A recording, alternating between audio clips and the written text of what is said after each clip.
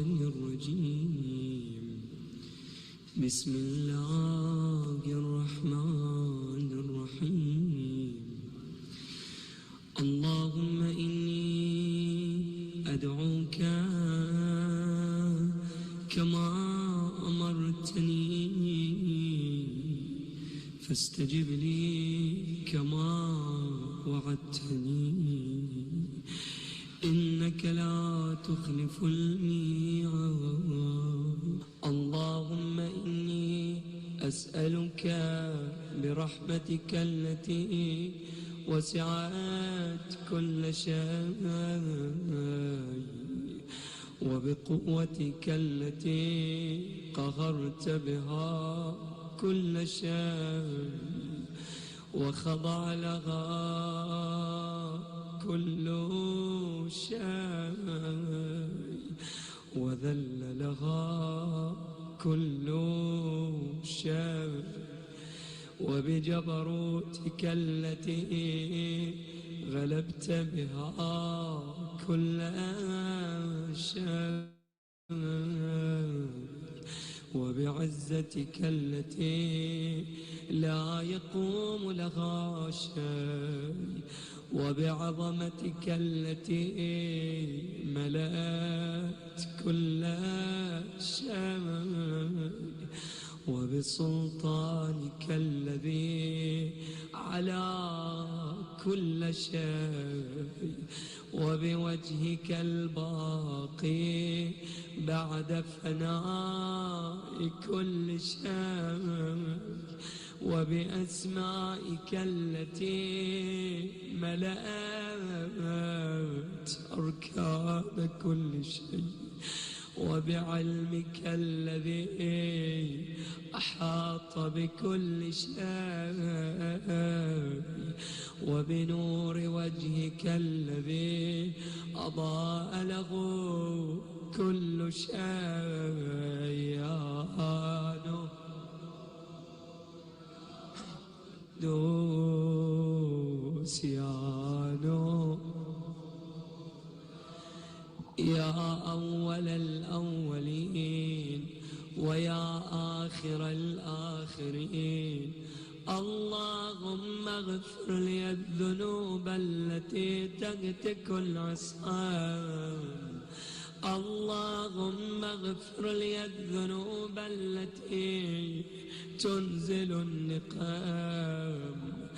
اللهم اغفر لي الذنوب التي تغير النعم. اللهم اغفر لي الذنوب التي تحبس الدعاء. اللهم اغفر لي الذنوب التي تنزل البلاء. اللهم اغفر لي كل ذنب أذنبته وكل خطيئة أخطأتها. اللهم إني أتقرب إليك بذكرك وأستشفع بك إلى نفسك وأسألك بجودك أن تدنيني من قربك وأن توزعني شكرك وأن تلهمني ذكرك. اللهم إني أسألك سؤال خاضع متذلل خاشع أن تسامحني وترحمني وتجعلني بقسمك راضيا قانعا وفي جميع الأحوال متواضعا. اللهم وأسألك سؤال من اشتدت فاقته وأنزل بك عند الشدائد حاجته وعظم فيما عندك رغبته. اللهم عظم سلطانك وعلى مكانك وخفي مكرك وظهر أمرك وغلب وجرت قدرتك ولا يمكن الفرار من حكومتك. اللهم لا أجد لذنوبي غافرا ولا لقبائحي ساترا ولا لشيء من عملي القبيح بالحسن مبدلا غيرك. لا إله إلا أنت سبحانك وبحمدك جميعا ظلمت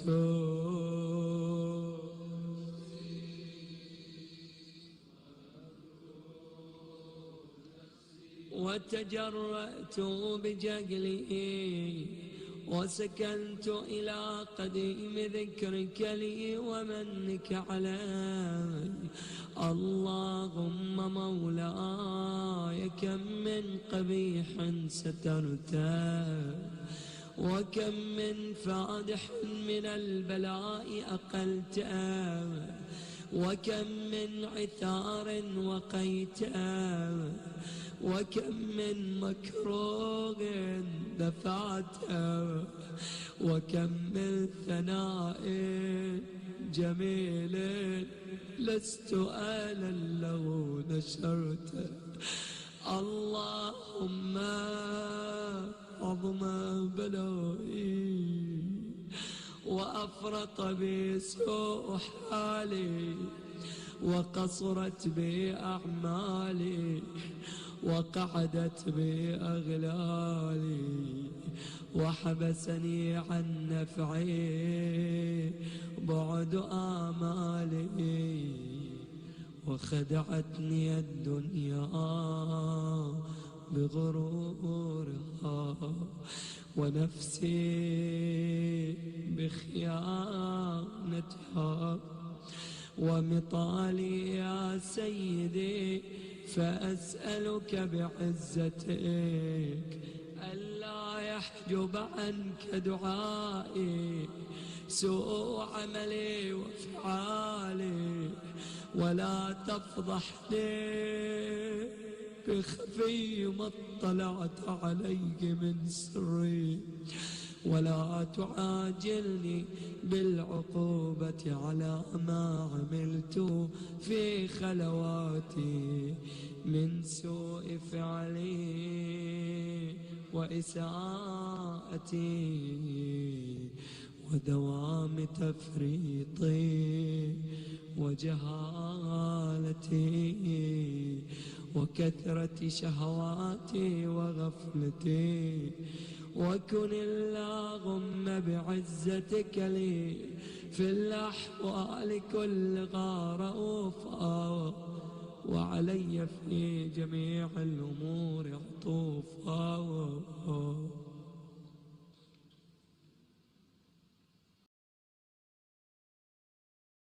إلهي وربي من لي غيرك أسأله كشف ضري والنظر في أمري. إلهي ومولاي أجريت علي حكما اتبعت في هوى نفسي ولم أحترس فيه من تزيين عدوي فغرني بما أهوى وأسعده على ذلك القضاء فتجاوزت بما جرى علي من ذلك بعض حدودك، وخالفت بعض أوامرك، فلك الحجة علي في جميع ذلك، ولا حجة لي فيما جرى علي فيه قضاؤك، وألزمني حكمك وبلاؤك، وقد أتيتك يا إلهي بعد تقصيري وإسرافي على نفسي، معتذرا نادم منكسرا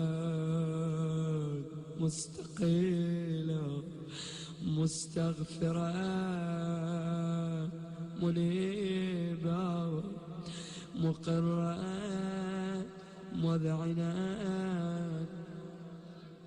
لا أجد مفرا مما كان مني، ولا مفزعا أتوجه إليه في أمري غير قبولك عذري وإدخالك إياي في سعة من رحمتك. جميعا بأعلى الأصوات: اللهم فاقبل عذري وارحم شدة ضري، وفكني من شد وثاقي، يا رب ارحم ضعف بدني ورقة جلدي ودقة عظمي، يا من بدأ خلقي وذكري وتربيتي وبري وتغذيتي، هبني لابتداء كرمك وسالف برك بي، يا إلهي وسيدي وربي، أتراك معذبي بنارك بعد توحيدك، وبعد ما انطوى علي قلبي من معرفتك، ولهج به لساني من ذكرك، واعتقده ضميري من حبك، وبعد صدق اعترافي ودعائي خاضعا لربوبيتك، هيهات أنت أكرم من أن تضيع من ربيته، أو تبعد من أدنيته، أو تشرد من آويته، أو تسلم إلى البلاء من كفيته ورحمته. وليت شعري يا سيدي وإلهي ومولاي أتسلط النار على وجوه خرت لعظمتك ساجدا، وعلى ألسن نطقت بتوحيدك صادقا، وبشكرك مادحا، وعلى قلوب اعترفت بإلهيتك محققا، وعلى ضمائر حوات من العلم بك حتى صارت خاشعة، وعلى جوارح سعت إلى أوطان تعبدك طائعة، وأشارت باستغفارك مذعنا، ما هكذا ظنوا بك، ما هكذا، ولا أخبرنا بفضلك عنك يا كريم. يا ربي يا ربي وأنت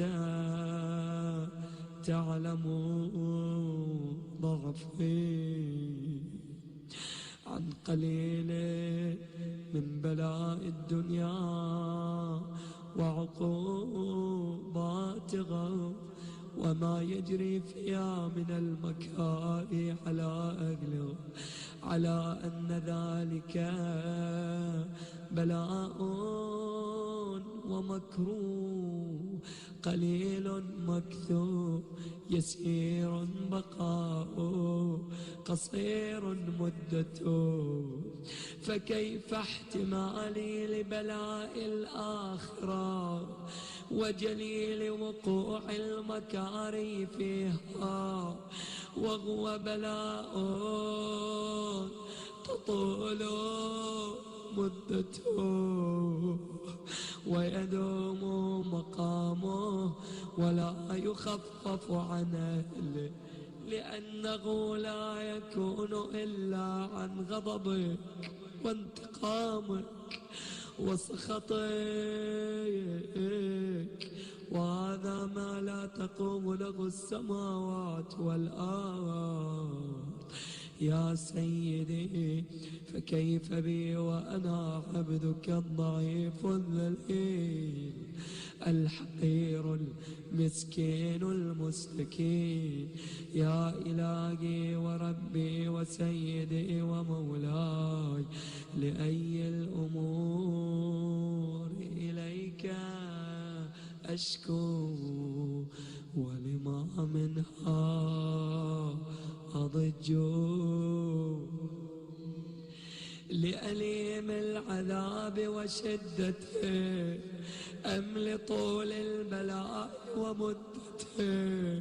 فلئن صيرتني للعقوبات مع أعدائك وجمعت بيني وبين أهل بلائك وفرقت بيني وبين أحبائك وأوليائك، فهبني يا إلهي وسيدي ومولاي وربي. صبرت على عذابك فكيف أصبر على فراقك؟ وهبني صبرت على حر نارك فكيف أصبر عن النظر إلى كرامتك؟ أم كيف أسكن في النار ورجائي عفوك عفوك؟ فبعزتك يا سيدي ومولاي أقسم صادقا، لئن تركتني ناطقا لأضجن إليك بين أهلها ضجيج الآملين، ولأصرخن إليك صراخ المستصرخين، ولأبكين عليك بكاء الفاقدين، ولأنادينك أين كنت يا ولي المؤمنين، يا غاية آمال عارفين. ضجوا إلى الله يا غياث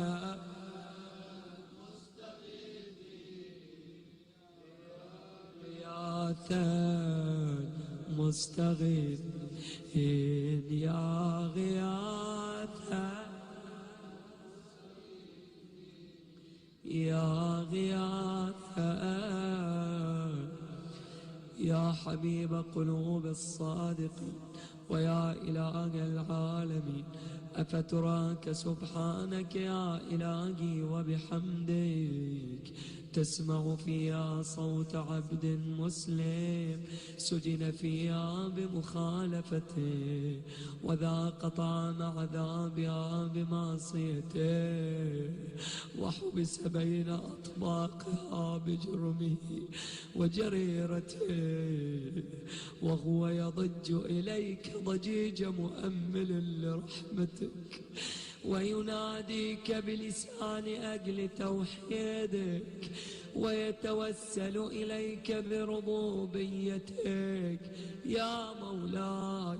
فكيف يبقى في العذاب وهو يرجو ما سلف من حلمك، أم كيف تؤلمه النار وهو يأمل فضلك ورحمتك، أم كيف يحرقه لهيبه وأنت تسمع صوته وترى مكانه، أم كيف يشتمل عليه زفيرها وأنت تعلم ضعفها، أم كيف يتقلقل بين أطباقها وأنت تعلم صدقه، أم كيف تزجره زبانيتها وهو يناديك يا رب، أم كيف يرجو فضلك في عتقه منها فتتركه فيها، هيهات ما ذلك الظن بك ولا المعروف من فضلك ولا مشبه لما عاملت به الموحدين من برك وإحسانك، فباليقين أقطع لولا ما حكمت به من تعذيب جاحديك وقضيت به من إخلاد معانديك، لجعلت النار كلها بردا وسلاما وما كانت لأحد فيها مقرا ولا مقاما، لكنك تقدست أسماؤك أقسمت أن تملأها من الكافرين من الجنة والناس أجمعين، وأن تخلد فيها المعاندين، وأن تجل ثناؤك قلت مبتدئا وتطولت بالإنعام متكرما، أفمن كان مؤمنا كمن كان فاسقا لا يستوون. إلهي وسيدي فأسألك بالقدرة التي قدرتها وبالقضية التي حتمتها وحكمتها وغلبت من عليه أجريتها، أن تهب لي في هذه الليلة وفي هذه الساعة كل جرم وكل ذنب وكل قبيح أسرته وكل جهل عملته كتمته أو أعلنته أخفيته أو أظهرته، وكل سيئة أمرت بإثباتها الكرام الكاتبين الذين وكلتهم بحفظ ما يكون مني وجعلتهم شهودا علي مع جوارحي، وكنت أنت الرقيب علي من ورائهم والشاهد لما خفي عنهم، وبرحمتك أخفيته وبفضلك سترته، وأن توفر حظي من كل خير تنزله أو إحسان تفضله أو بر تنشره أو رزق تبسطه أو رزق تبسطه أو ذنب تغفره أو خطأ تستره، جميعا بأعلى الأصوات يا ربي يا رب يا إلهي وسيدي ومولاي ومالك رقي، يا من بيده ناصيتي، يا عليما بضري ومسكنتي، يا خبيرا بفقري وفاقتي، يا رب يا أسألك بحقك وقدسك وأعظم صفاتك وأسمائك أن تجعل أوقاتي في الليل والنهار بذكرك معمورا وبخدمتك موصولا وأعمالي عندك مقبولة، حتى تكون أعمالي وأورادي كلها وردا واحدا، وحالي في خدمتك سرمدا. يا سيدي يا من علي معولي، يا من إليه شكوت أحوالي، يا ربي يا قو على خدمتك جوارحي، واشدد على العزيمة جوانحي، وهب لي الجد في خشيتك والدوام في الاتصال بخدمتك، حتى أسرح إليك في ميادين السابقين، وأسرع إليك في المبادرين، وأشتاق إلى قربك في المشتاقين، وأدنو منك دنو المخلصين، وأخافك مخافة الموقنين، وأجتمع في جوارك مع المؤمنين. اللهم ومن أرادني بسوء فأرده، ومن كادني فكده، واجعلني من أحسن عبيدك نصيبا عنك، وأقربهم منزلة منك، وأخصهم زلفة لديك، فإنه لا ينال ذلك إلا بفضلك. وجد لي بجودك، وعطف علي بمجدك، واحفظني برحمتك، واجعل لساني بذكرك لهجاء، وقلبي بحبك متيما، ومن علي بحسن إجابتك، وأقلني عثرتي، واغفر زلتي، فإنك قضيت على عبادك بعبادتك، وأمرتهم بدعائك، وضمنت لهم الإجابة. فإليك يا ربي نصبت وجهي، وإليك يا ربي مددت يدي، فبعزتك استجب لي دعائي، وبلغني مناي، ولا تقطع من فضلك،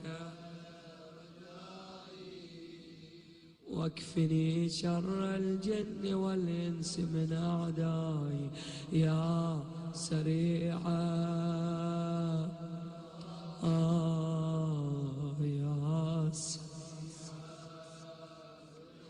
اغفر لمن لا يملك إلا الدعاء، فإنك فعال لما تشاء.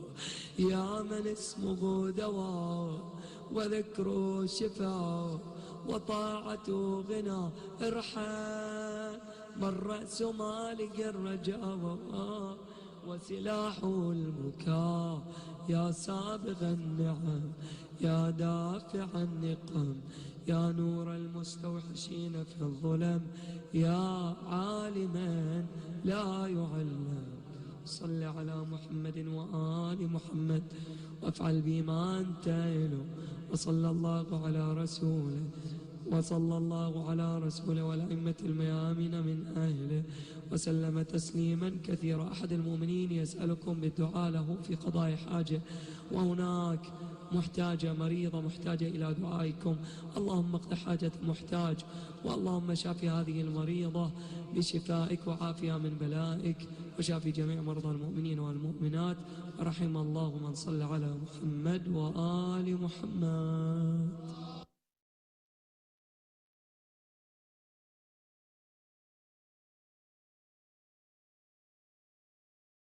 MP Records. أعوذ بالله من الشيطان الرجيم. بسم الله الرحمن الرحيم. لا أقسم بيوم القيامة ولا أقسم بالنفس اللوامة. أيحسب الإنسان أن لن نجمع عظامه بلى قادرين على أن نسوي بنانه بل يريد الإنسان ليفجر أمامه يسأل أيان يوم القيامة فإذا برق البصر وخسف القمر وجمع الشمس والقمر يقول الإنسان يومئذ أين المفر كلا لا وزر إلى ربك يومئذ المستقر ينبأ الإنسان يومئذ بما قدم وأخر بل الإنسان على نفسه بصيرة ولو ألقى معاذيره لا تحرك به لسانك لتعجل به إن علينا جمعه وقرآنه فإذا قرأناه فاتبع قرآنه ثم إن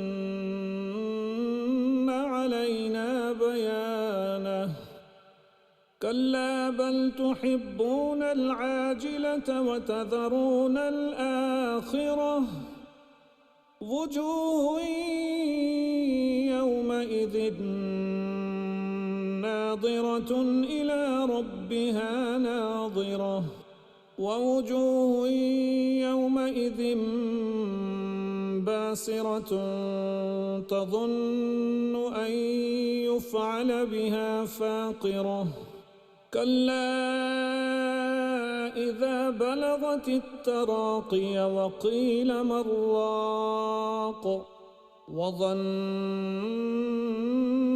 أنه الفراق والتفت الساق بالساق إلى ربك يومئذ المساق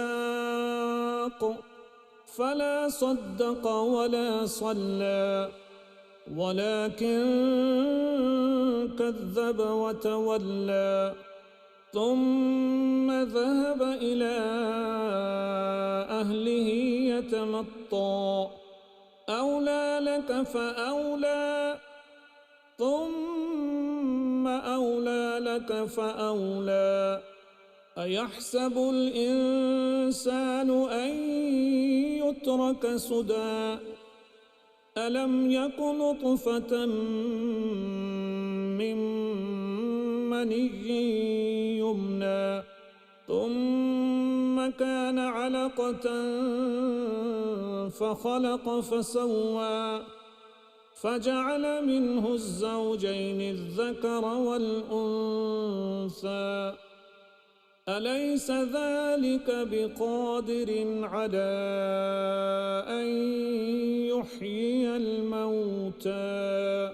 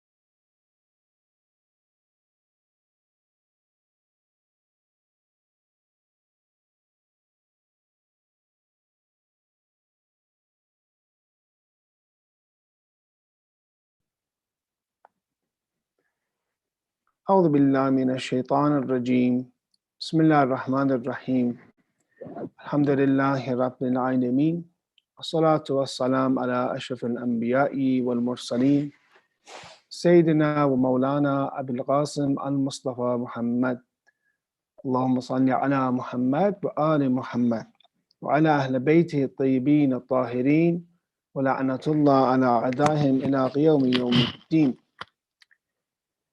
Being the last Thursday night of the month of Sha'ban, this is an important night, and inshallah we'll be getting ourselves ready to approach the month of Ramadan. Tonight we're going to go over some of the nasiha, or some of the admonition from the letter of Imam Ali alayhi salam. And in this letter, it is to Imam Hassan alayhi salam. We read, وَذَلِّلْهُ بِذِكْرِ الْمَوْتِ وَقَرَّرْهُ بِالْفَنَاءِ وَبَصِّرْهُ فَجَائِعَ الدُّنْيَا. So tame the heart.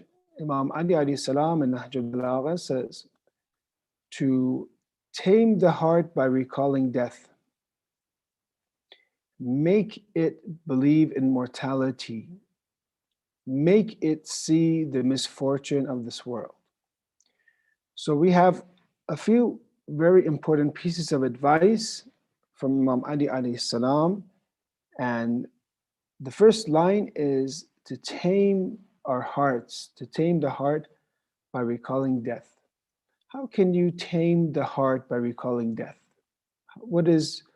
Can you even tame the heart?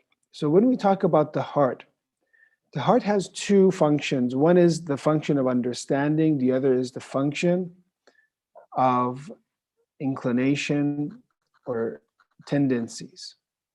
The heart understands, as we have verses in the Quran, that some of those that went into hell, it is because they didn't understand, because they didn't think. And part of that comes from the heart. The heart also understands. So according to the heart, the Quran talks about qulubun that la yafqahuna biha. They had hearts that they didn't use it for understanding. So we're not talking about that section here. We're talking about, or Imam Ali alayhi salam, we could say, might not be referring to this function of the heart, but applying to the inclination of the heart, meaning that the heart has an inclination, and either that inclination is towards, Rahmani, or towards God, or towards evil things, or towards the dunya, or things that are opposed to God. So therefore, when we talk about taming your heart, unfortunately here you see that some of the translators in English, they use وَذَلِّلْهُ, they say to humiliate the heart. And maybe that's not a good translation. Here, dhalil, true, it means to humiliate. But here you could say it's as opposed to being orderly. So dhalil here would mean to make it, tame it, as opposed to being untamed.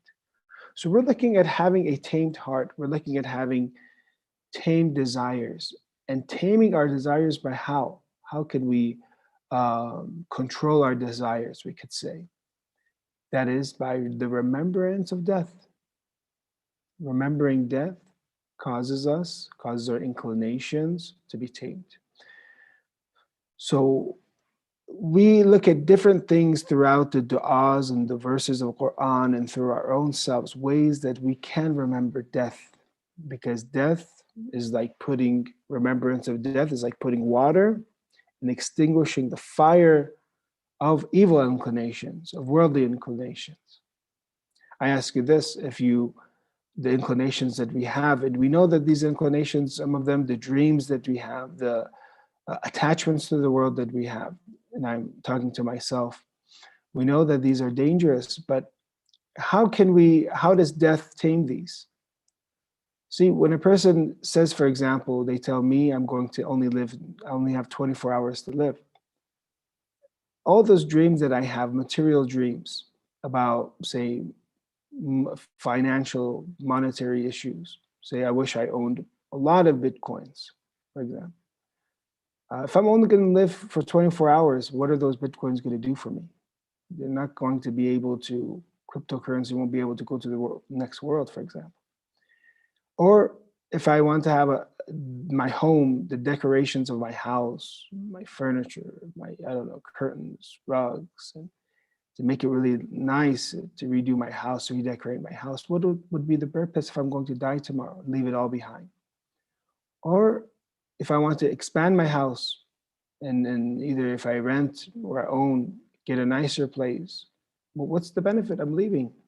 It's like, it's time to check out, like at a hotel that you want to check out, or the vehicle that you drive and you dreamed of, saving your money and buying this car that you have, or if you even have the car that you like, wishing that you had more of them or different types of them. These would not benefit us. These would not benefit us if we're only going to live, say, 24 hours. There'd be no benefit. So you see, brothers and sisters, how that affects us, remembrance of death, that we all have a reality, and sometimes, all the time, we're forgetful of it. And it can approach us anytime. There's no specific time that we are guaranteed to live. Anytime, even right now, while we're talking, I could die. People just die. We've seen in the community, actually, we've seen this last year. How many people do you know that, at least probably each and every one of us know one person that died from COVID? And we did not expect at all last year for a lot of these marhum, may Allah bless their souls, all the people that have passed away. And we didn't even expect it at all. So you see, death is lingering above us, but it is thinking of us, it is looking at us, but we are not thinking of it. We're neglectful of it. And there's nowhere to run to. So when Imam Ali alayhi salam, with my limited understanding, encourages us to remember death, encourages us, or Imam Sadiq in the other hadith, to take death and put it in front of yourself all the time, like a note that you have all the time, you remember it. It allows you to focus on one thing, and that is you believe that this world is a bridge, that you're going to pass it, and that you're not going to stay in this world forever. And this is the mistake that we make all the time, and you constantly have to remind yourself, oh, I'm not going to be here. So if I'm not going to be here, and I don't know that man's going to always live, there's no annihilation of mankind. There's just a transfer. I know he's going to transfer into another world, so then I will build that world, especially when you know it's an eternity, it's your eternal home. So these things are very constructive. These pieces of advice are very constructive. And many times people commit faults and mistakes. They have faults, mistakes, sins, acts of violence sometimes. Why? Because they forget. They forget that this life is only going to be for a certain time for us, and death will approach us. And if many of us, there's a mystery though, and that is also constructive to us. We don't know when we're going to die. It can happen anytime. Just like you don't know if you're going to heaven, you don't know if you're going to go to hell. Inshallah, everyone goes to heaven here, and I'm sure you will. But inshallah, at least all of us, we pray that we go to heaven. The fact you don't know where you're going to go to in the next world, that is also constructive. It's also constructive, because if you're already guaranteed heaven, you wouldn't work as hard. One of the ulama and mujtahideen, they asked them, what would you do if you had a very short time to live? You found out, for example, tomorrow you're going to die. And he gave a very interesting answer. He said that I would do the same thing as I was doing yesterday. Like how? Why you wouldn't change anything? He's like, no, from at a young age, I remembered death. I thought of death. I thought of, my goal in this life, to the third thought of servitude. And every day I spent it in servitude of God, every day. So therefore, there is not as if I'm working 1% and now I'm going to work 100% for the akhirah. He's already working 100%. There's no need for him to work, more than that. So when we look at our own lives, if we say that death is approaching us the next day, and you put death in front of you, that's going to cause you to change. That's going to cause you to focus on the hereafter. What would we do? For example, I ask you, brothers and sisters, if they told us you have 24 hours to live, right? We would spend so much time worshiping. You see, like the nights of Qadr, for example, the holiest of nights. Then we leave, our normal patterns and what we've been doing, and we start worshiping and doing this prayer and finding out what's mustahab that night. Then we start to finally, I'm telling myself, to become a human, that night of destiny. But there are those that have worshiped God, and every night is a night of destiny for them, and every day is an aid for them, because their responsibilities to society is every day is good. Their worship every day is perfect, is good. And when it comes to the relationship with God, with themselves, with others, it is perfect. Therefore, we are trying to use these hadith in these beautiful letter of Imam Ali alayhi salam, that beautiful letter, to encourage us to be able to control our desires, to be able to have that motivation, and to be determined every day to work hard. Because in the day of judgment, we are going to have hasrat, we're going to have regret. And if we do not put death in front of us, you're going to procrastinate just like we procrastinate many things. Right? So, and it doesn't come from just one day of worship, these high spiritual stations. It comes from every day that we have a program for ourselves, a schedule for ourselves, and every day we strive. Relentless, we're working and working and working for, to worship God for, in reality, which is for ourselves. We're building and building and building. Just so you see that how construction is done in this world, brick by brick. And the hereafter, the same way, slowly and slowly, you're building the hereafter for yourselves. A scholar once told his pupils, his students, this might not be an exact story, but it has a nice moral to it. He said, it was a dark night, and he said, whatever is beneath you, take it, seize it, take it, and take it in possession. Some of the students didn't really trust the teacher. They didn't take anything. What is he talking about? Whatever it is, they couldn't even see what it is.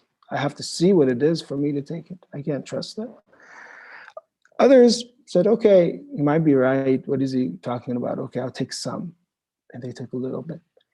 And some that really listened to this teacher, they took as much as they could. Okay, the teacher is saying, take, and whatever's beneath us, it's, feels smooth, whatever, let's take it.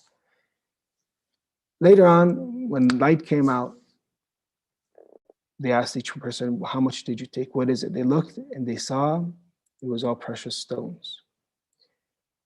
Gems, emeralds, rubies, gold, whatever, precious items. And those that didn't take anything, they were absolutely upset. And that is the teacher is saying, this is the example of the world. This is the example of the dunya, that we are here to take as much as we can. So some didn't take anything. And in reality, some will come to this world and will take nothing. Actually, they'll purchase fire from themselves. Then there are those that took a little bit and they were upset. They said, oh, I wish I would have taken more. Each one is worth so much. Each is precious. Each item, each stone is precious.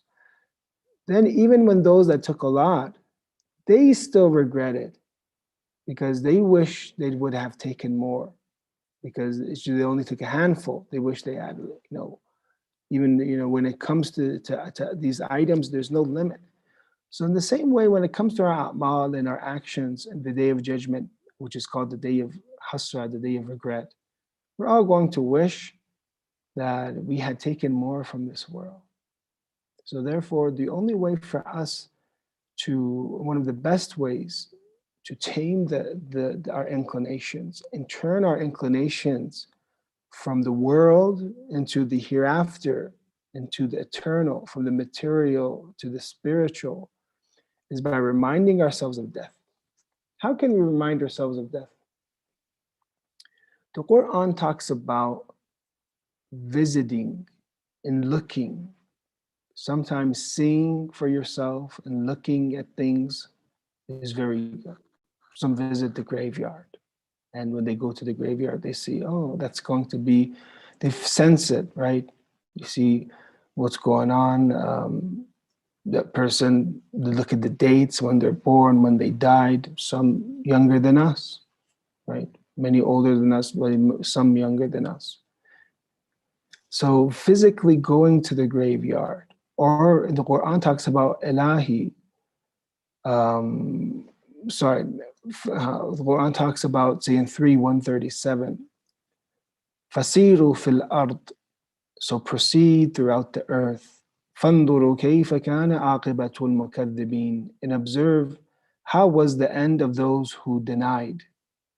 Look, go through and see what is the reality. Have this be an ibrah for you, a lesson for you. Look at different communities, different groups that were destroyed, different communities that ruled over the world, and now they're gone. There's nothing, some of the countries you have today, if you look at their history, one time in history, some of these small countries were ruling over the entire world, and now they're nothing. Say some of them, they're only good at soccer or something, I don't know. Not that they're nothing, but compared to that power that they had, right? Or many countries that they had a lot of power before. Time changes. Some of the rulers, look at the different rulers that we had, oppressing, killing people, and then they drag them, they find them from the dirt, hiding, under the ground, and they drag them up, for example, humiliating them. So look at the world, and this world is a place where there's i'tibar. You see this change, and this is the later part, we'll talk about this in Nahj al-Balagha, this shift of from that this world is continuously shifting and changing, that nothing is permanent in this world. You can build a beautiful home, winds come, a hurricane comes, it destroys it, an earthquake comes, it destroys it, right? There's nothing, this world is consistently changing, and there's nothing permanent here except for God. That is, everything else is fani. So learning and experiencing and looking at people that lived and died in civilizations, and visiting them and seeing, either they're destroyed or they denied God or they committed sins and what happened to them. These are all i'tibar, and these are all ways for us to remind ourselves of death, either going to the graveyard and looking physically. Also, what we can do is reading the Quran. Look at how many of verses of the Quran give us that guidance that we need, give us that direction to focus on the hereafter. That, the hereafter is life. Or, for example, this world is is a place of amusement, a place of play, for example. It's Darul Ghurur, for example, is a place of illusion. So reciting the Quran, and the Quran, reciting it takes away that rust from our hearts, and reminding us our death also takes that rust away. That you always need to polish your heart. You always need to think of death. And I'm telling myself, reflect from the Quran, those verses, reflect from the hadith, and reflect from the dua. Beautifully, dua Kumail, look how much of it is talking about the hereafter, as if it takes you to the hereafter and you come back. It's the journey. Or look at Munajat Sha'baniyya, the whispered prayers of the month of Sha'ban. How Imam Ali alayhi salam reminds us of death, and reminds us of those details and concerns that we have. So a person that is going out and looking with their eyes and getting i'tibar and getting lessons, learning lessons from the world around them, physically looking and going places and seeing what happened to this, and studying history. This is one of the great things, or visiting historical places or cities and towns is important. 2, we said reciting the Quran and making it part of our life and reflecting about 1/3, you could say the Quran is about the hereafter. 3, reciting du'as, like Dua Kumail that talks about the hereafter. Or, for example, Munajat al-Sha'bani. There's a few lines of beautiful in this munajat because this is the last few days of the month of Sha'ban, and it has been a very blessed month for all of us, and we'll be inshallah entering Shahr Ramadan soon. Ilahi lam yazal birruka alayya ayyam hayati. Imam Ali alayhi salam is teaching us to be grateful and saying, oh my God, oh Lord, you have never ceased your favors from me all my lifetime. And think about it. Think about all the blessings you've been granted from God. He has done birr and has done good to you through this world. فَلَا تَقْتَعْ بِرَّكَ عَنِّي فِي مَمَاتِي. So please do not stop your favors from covering me after death. So he's reminding and talking to himself about death. And we're learning and we're reciting this about mamati, about my death. So this is also a source of inspiration for us, that you have been good to me in this world, Allah. So therefore I do dua, do be good to me in the hereafter. Ilahi kayfa, same line. Ayasu min husni nadarik li ba'da mamati. Oh my God, oh my Lord, how can I despair of your nice custody over me after my death?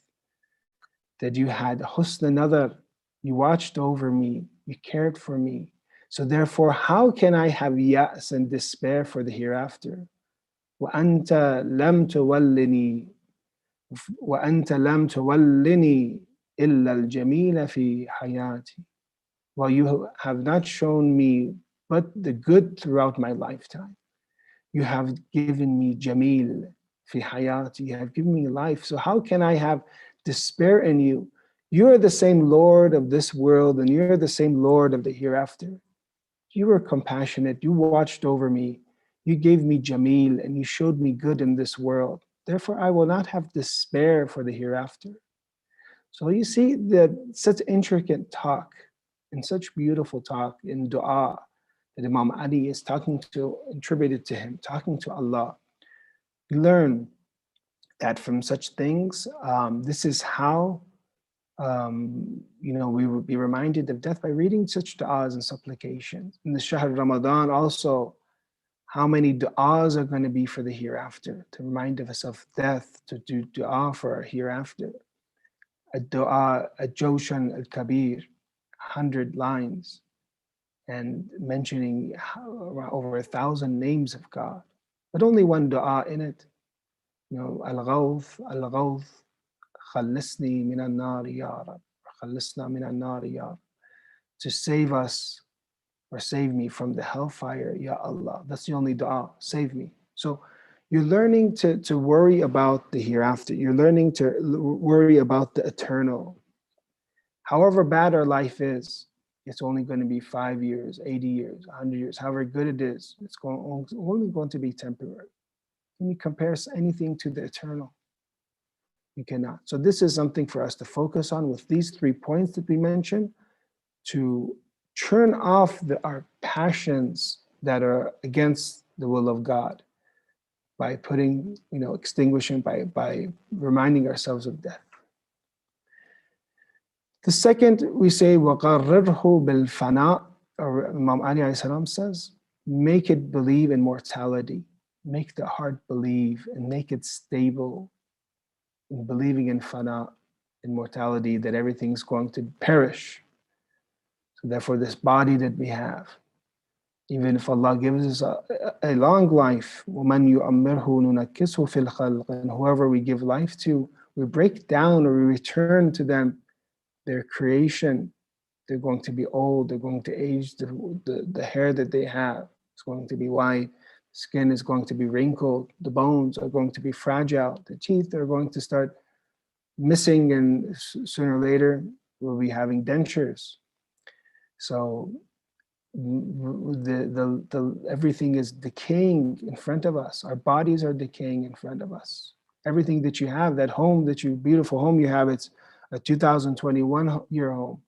Next year it's 2022, it's going to be 1 year old, then 2 years old, then 3 years, then it's going to start decaying again. So you see this perpetual decay or fana of everything. And make your heart stable, make it believe in mortality, or make it stable with fana, and accepting that it's going to perish, and therefore the heart will rest, because it knows when it gets attached to what's going to be eternal, it's going to be stable.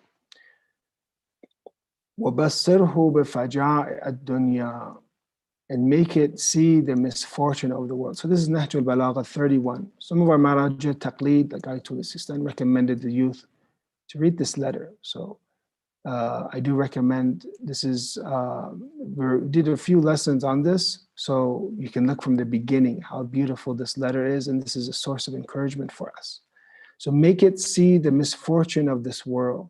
Make it see, make this your heart, your inclination, see how many, so it's not to be negative, but the faja', the misfortune here is plenty.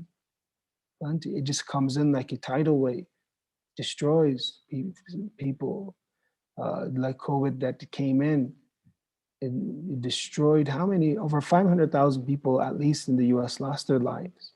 It comes in. So what kind of heart, so that we're telling our heart, realize and learn that this world, do not be attached to it. Do not be attached. This is a world of bala. This is a world of calamity. This is a world that is not a place of raha, of comfort. We seek comfort in this world, but there's no comfort in this world. Even if you sleep, relax, you're going to be hungry. You wake up thirsty. You know, you're tired, but you're full, you know, and then you sleep, but then you're hungry. You know, you have all needs all the time, and there's no way to get complete comfort unless there's another world, in another realm, that doesn't have these limitations to it. It doesn't have this faja', these bala in it. It's only pure ni'mah. It's only pure blessing of God. Even though these are blessings too, but doesn't have any negative or anything that is painful for us. That is heaven. There's not going to be anything. It's going to be complete calm. Inshallah, when you go to heaven, our teacher would joke with us, Sheikh Ahmad al-Mushtaidi, and he had lessons of akhlaq. He would say that we're going to have the same lessons in heaven, inshallah. We're going to have the same akhlaq lessons. You'll be at peace, complete peace. One piece of fruit you eat in this world, the next one doesn't taste as good. You have to peel it. You have to, I don't know, fruit these days is just so changed so much from the natural taste that they had. But one fruit in heaven will be worth all the fruit in this world, because you eat one, the second one tastes the same, the third one tastes the same, the fourth tastes the same. You still have that enjoyment. There's nothing negative or nothing that you have to worry about in the hereafter.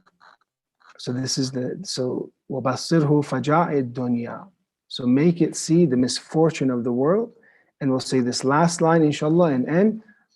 وَحَذِّرْهُ صَوْلَةَ الدَّهَبِ وَفُحْشَ تَقَلُّبِ اللَّيَالِي وَالْأَيَّامِ. Warn it with the endless change of time, and the severity of some changes during the nights and the days. Warn your heart that be careful. Everything's not 100% secure for you. This is a place that can be very dangerous. This is a place that things change, as we mentioned. Storms come, pandemics come, things are changed, civilizations come. If you look at a map at, the different civilizations, how much each one was conquered. Someone else came, they conquered someone else, and they kept, fighting and battling and had shifts of power over in the world. And nothing is stable. Or even when you look at presidents, how presidents change. One is so powerful one day, and then a few years later, he can't even tweet, he can't even do anything, he can't show his, he can't influence anymore, for example. So this world is a world of change. So from all these, we learn the lesson from Imam Ali alayhi salam, this great lesson that remembering death and making us believe in mortality, making it to us, looking at the misfortune of this world and the endless change of this world, is giving us encouragement and motivation to work for the hereafter, like that alim that we mentioned, that he is already working 100%. He's not every night for some of the ulama, urafa, for them is a night of qadr. And we can learn from them that if we put death in front of us, all these inclinations that we have in the heart will be removed. And for us, it will be, inshallah, a time to focus, because we have a very limited time we're in this world. And the rest, what else we do, will be a waste for us, and we wish we had gained more. Inshallah, Allah will allow us to remember death consistently. And we said with these 3 ways, to go and experience and see for yourself, to contemplate and see either civilizations or graves that have been destroyed and ruined, or people that have died before and they're not in this world anymore, to visit them. And this will physically, seeing is much different than just hearing, or reciting the Quran and reciting the du'as and supplications that remind you of the death and remove the rust of our hearts. Ya Allah, inshallah, make us of those that remain focused in this remaining time period we have in our lives, inshallah, and that we will not have a regret in the day of judgment, inshallah. May Allah expedite the return of Imam al-Zaman, our master, and that with his reappearance, truly we can remember the hereafter. Truly we can then worship God, inshallah. وصلى الله على سيدنا محمد وعلى أهل بيته الطيبين الطاهرين. اللهم صل على محمد وعلى آله.